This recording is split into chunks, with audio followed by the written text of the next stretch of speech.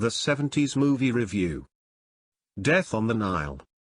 Just the facts. Death on the Nile is a British murder mystery thriller released in cinemas in the United States on the 29th of September 1978 and the 23rd of October in the United Kingdom. The film was directed by John Gillerman, a British director, producer and writer whose other credits include The Towering Inferno and the 1976 remake of King Kong. The screenplay was written by Anthony Shaffer, an English writer also responsible for the iconic early 70s Michael Caine and Laurence Olivier thriller Sleuth, based on the novel by famed English mystery writer Agatha Christie. Plot. Famed Belgian detective Hercule Poirot is holidaying in Egypt when he gets drawn into the murder of a young heiress who seems to have almost as much in the way of enemies as she does in money. Cast. Death on the Nile features a truly stunning array of acting talent.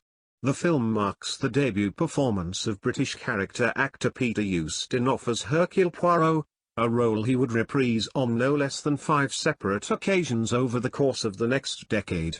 In 1981's Evil Under the Sun, the US TV movies 13 A Dinner, Dead Man's Folly and Murder in 3 Acts, which were made in 1985 and 1986, and back to the cinema for one final outing in 1988's Appointment with Death. Ustinov won 2 Oscars for Best Supporting Actor over the course of a long and illustrious acting, humorist, theatre directing and presenting career.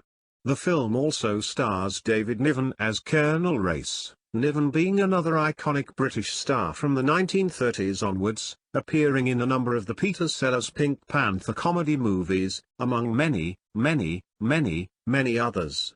Also appearing in the film is Lois Chiles, most famous as Holly Goodhead in the 1979 Roger Moore James Bond movie classic Moonraker, Maggie Smith, another iconic British actress today most famous for the phenomenally popular TV series Downton Abbey and to Harry Potter fans as Professor McGonagall in all 8 of the feature film adaptations from 2001 to 2011, and a number of equally iconic American actors including Bette Davis, Angela Lansbury, George Kennedy, and Jack Warden, all of whom have way too illustrious careers to even begin to start listing here, though I will take a moment to point out another American star in the film, Olivia Hussey, best known to the mainstream for the likes of the 1960s cinema adaptation of Romeo and Juliet, but to horror aficionados like yours truly for her starring role as Jess Bradford in the 1974 horror classic Black Christmas.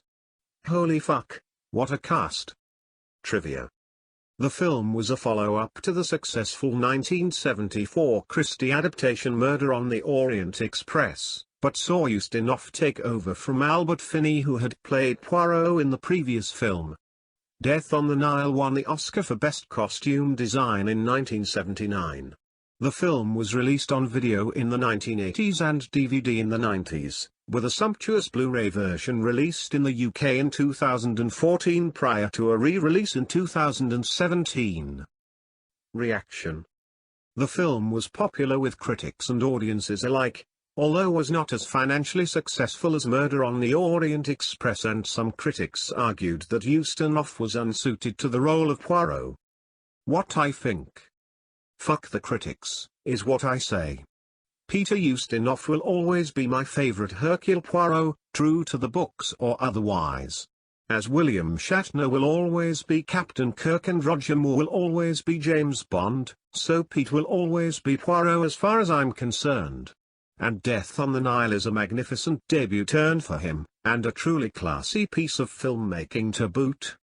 It's pure old-school charm and fun with a frankly amazing cast and is my favorite of the series, including the original Orient Express film, which is still also very good.